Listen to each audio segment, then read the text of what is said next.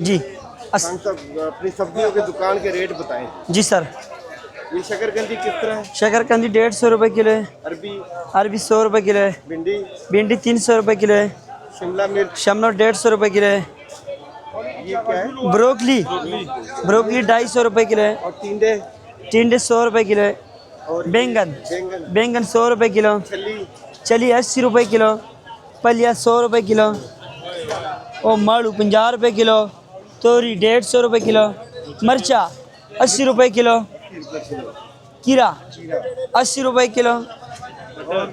मटर मटर 120 रुपये किलो। और ये शलजम 50 रुपये किलो। गोल कद्दू 150 रुपये किलो।